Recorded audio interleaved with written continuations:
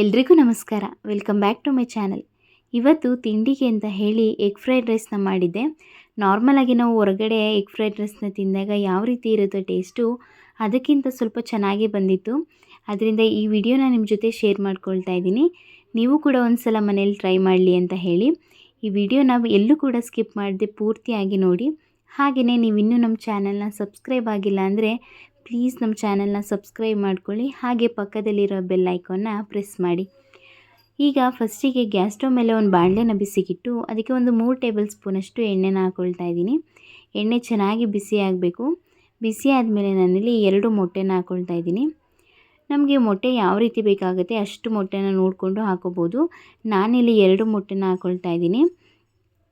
ಫಸ್ಟಿಗೆ ಮೊಟ್ಟೆನ ಬಿಟ್ಟ ತಕ್ಷಣ ಈ ರೀತಿ ಕೈ ಆಡಿಸ್ಬಾರ್ದು, ಏಕೆಂದರೆ ಮೊಟ್ಟೆ ತುಂಬ ಅಂದರೆ ತುಂಬ ಪುಡಿ ಪುಡಿ ಆಗಿಬಿಡುತ್ತೆ. ಒಂದು 5 ಸೆಕೆಂಡು ಹಾಗೆ ಬಿಟ್ಟಾಗ ಮೊಟ್ಟೆ ಎಲ್ಲ ಸ್ವಲ್ಪ ಗಟ್ಟಿ ಆಗುತ್ತಲ್ಲ, ಅದಾದಮೇಲೆ ಈ ರೀತಿ ಮಿಕ್ಸ್ ಮಾಡಿಕೊಂಡ್ರೆ ಮೊಟ್ಟೆ ಎಲ್ಲ ಪೀಸ್ ಪೀಸಾಗಿ ಸಿಗುತ್ತೆ. ಈಗ ಇದಕ್ಕೆ ಒಂದು ಅರ್ಧ ಟೇಬಲ್ ಸ್ಪೂನಷ್ಟು ಪೆಪ್ಪರ್ ಪೌಡರು, ಹಾಗೆಯೇ ಸ್ವಲ್ಪ ರುಚಿಗೆ ತಕ್ಕಷ್ಟು ಉಪ್ಪನ್ನ ಹಾಕ್ಕೊಳ್ತಾ ಇದ್ದೀನಿ. ಈಗ ಇದನ್ನು ಚೆನ್ನಾಗಿ ಇನ್ನೊಂದು ಸ್ವಲ್ಪ ಫ್ರೈ ಮಾಡ್ಕೊಳ್ತೀನಿ. ಈಗ ನೋಡ್ತಾ ಇರ್ಬೋದು ಮೊಟ್ಟೆ ಸ್ವಲ್ಪ ದಪ್ಪದಾಗೆ ಬಿಡಿ ಬಿಡಿ ಆಗ್ತಾಯಿದೆ. ಈಗ ಇದನ್ನು ಒಂದು 2 ನಿಮಿಷ ಇದೇ ರೀತಿ ಪೆಪ್ಪರು ಮತ್ತು ಸಾಲ್ಟನ್ನ ಹಾಕಿ ಫ್ರೈ ಮಾಡ್ಕೋಬೇಕು. ಈಗ ನೋಡ್ತಾ ಇರ್ಬೋದು ಇದು ಚೆನ್ನಾಗಿ ಫ್ರೈ ಆಗಿದೆ. ಈಗ ಇದನ್ನು ಸೈಡಿಗೆ ಎತ್ತಿಟ್ಕೊಳ್ತಾ ಇದ್ದೀನಿ. ಮತ್ತು ಅದೇ ಬಾಣಲೆನ ತೊಳೆದ್ಬಿಟ್ಟು ಇದಕ್ಕೆ ಒಂದು 3 ಟೇಬಲ್ ಸ್ಪೂನಷ್ಟು ಎಣ್ಣೆನ ಹಾಕ್ಕೊಳ್ತಾ ಇದ್ದೀನಿ. ಎಣ್ಣೆ ಚೆನ್ನಾಗಿ ಬಿಸಿ ಆಗಬೇಕು. ಬಿಸಿ ಆದ ತಕ್ಷಣ ಇದಕ್ಕೆ ಕಟ್ ಮಾಡಿರೋ ಈರುಳ್ಳಿನ ಹಾಕ್ಕೊಳ್ತಾ ಇದ್ದೀನಿ. ನಾನಿಲ್ಲಿ ಒಂದು ಈರುಳ್ಳಿನ ಸಣ್ಣದಾಗಿ ಕಟ್ ಮಾಡಿ ಹಾಕ್ಕೊಳ್ತಾ ಇದ್ದೀನಿ, ಉದ್ದುದ್ದಾಗಿ.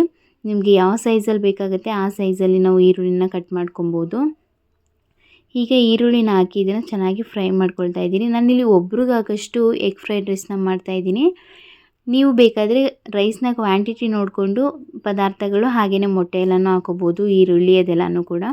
ಈಗ ಇದಕ್ಕೆ 1 ಟೇಬಲ್ ಸ್ಪೂನಷ್ಟು ಶುಂಠಿ ಬೆಳ್ಳುಳ್ಳಿ ಪೇಸ್ಟನ್ನು ಹಾಕ್ಕೊಳ್ತಾ ಇದ್ದೀನಿ. ಶುಂಠಿ ಬೆಳ್ಳುಳ್ಳಿ ಪೇಸ್ಟ್ ಹಾಕಿ ಇದನ್ನು ನೀಟಾಗಿ ಫ್ರೈ ಮಾಡ್ಕೊಳ್ತಾ ಇದ್ದೀನಿ, ಅದರ ಹಸಿ ವಾಸನೆ ಎಲ್ಲ ಹೋಗೋ ರೀತಿ. ನಾನು ಮನೇಲೇ ಶುಂಠಿ ಬೆಳ್ಳುಳ್ಳಿ ಪೇಸ್ಟನ್ನು ಮಾಡಿಕೊಂಡು ಸ್ಟೋರೇಜ್ ಮಾಡ್ಕೊಂಡ್ಬಿಡ್ತೀನಿ. ಯಾವಾಗ ಬೇಕಾಗುತ್ತೆ ಆವಾಗ ಬೇಗನೆ ಮಾಡ್ಕೋಬೋದು.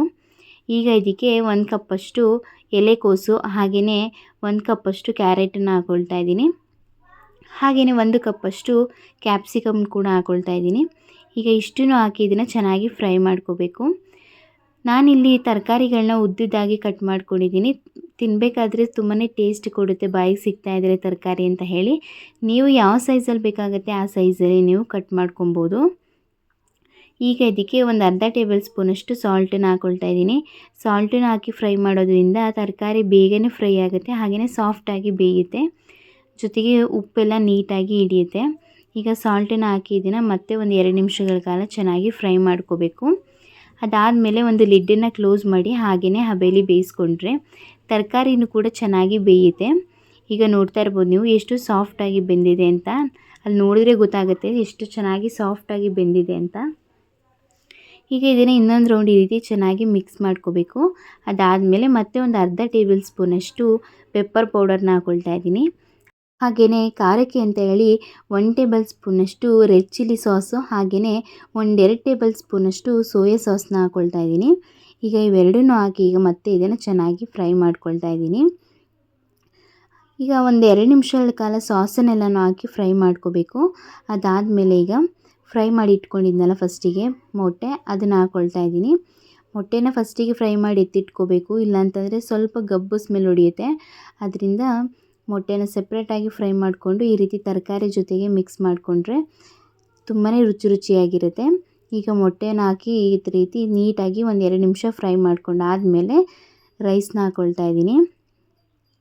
ರೈಸನ್ನು ಹಾಕೊಂಡಾದಮೇಲೆ ಈಗ ಇದನ್ನು ಚೆನ್ನಾಗಿ ಮಿಕ್ಸ್ ಮಾಡ್ಕೊಳ್ತಾ ಫ್ರೈ ಮಾಡ್ಕೊಳ್ತೀನಿ. ಹೆಸರಲ್ಲಿ ಎಗ್ ಫ್ರೈಡ್ ರೈಸ್ ಇರೋದ್ರಿಂದ ನಾವು ಫ್ಲೇಮಲ್ಲೇ ರೈಸನ್ನು ಫ್ರೈ ಮಾಡ್ಕೋಬೇಕಾಗತ್ತೆ, ಈ ತರಕಾರಿ ಮತ್ತು ಮೊಟ್ಟೆ ಎಲ್ಲದ್ರ ಜೊತೆಗೂ ಕೂಡ. ಈಗ ನೀಟಾಗಿ ಇದನ್ನು ಬಿಡಿ ಬಿಡಿಯಾಗಿ ಮಾಡಿ ಇಟ್ಕೊಂಡಿರೋಂತಹ ಅನ್ನದ ಜೊತೆ ನೀಟಾಗಿ ಮಿಕ್ಸ್ ಮಾಡ್ಕೊತಾ ಇರ್ತೀನಿ. ಈಗ ಇದಕ್ಕೆ ಸ್ವಲ್ಪ ರುಚಿಗೆ ತಕ್ಕಷ್ಟು ಉಪ್ಪು, ಹಾಗೆಯೇ ಸ್ವಲ್ಪ ಕೊತ್ತಂಬರಿ ಸೊಪ್ಪನ್ನು ಹಾಕ್ಕೊಳ್ತಾ ಇದ್ದೀನಿ. ಫಸ್ಟಿಗೆ ಮೊಟ್ಟೆ ಉರಿಬೇಕಾದ್ರೆ ಹಾಗೆಯೇ ತರಕಾರಿಗಳನ್ನ ಫ್ರೈ ಮಾಡಬೇಕಾದ್ರೂ ಕೂಡ ಸಾಲ್ಟನ್ನು ಹಾಕ್ಕೊಂಡಿದ್ನಲ್ಲ, ಈಗ ರೈಸಿಗೆ ನೋಡಿಕೊಂಡು ನಾವು ಎಷ್ಟು ಬೇಕಾಗುತ್ತೆ ಅಷ್ಟು ಸಾಲ್ಟನ್ನು ಹಾಕೋಬೇಕಾಗತ್ತೆ. ಸಾಲ್ಟು ಮತ್ತು ಕೊತ್ತಂಬರಿ ಸೊಪ್ಪನ್ನು ಹಾಕೊಂಡಾದಮೇಲೆ ಐ ಫ್ಲೇಮಲ್ಲಿ ಇದನ್ನು ಚೆನ್ನಾಗಿ ಫ್ರೈ ಮಾಡಿಕೊಂಡ್ರೆ ರುಚಿಯಾದಂತಹ ಎಗ್ ಫ್ರೈಡ್ ರೈಸ್ ರೆಡಿ ಆಗುತ್ತೆ. ನನಗಂತೂ ತುಂಬಾ ಇಷ್ಟ ಆಯಿತು, ಹಾಗೆ ಮನೆಯಲ್ಲೂ ಅಷ್ಟೇ ತುಂಬ ಇಷ್ಟಪಟ್ಟು ತಿಂದರು.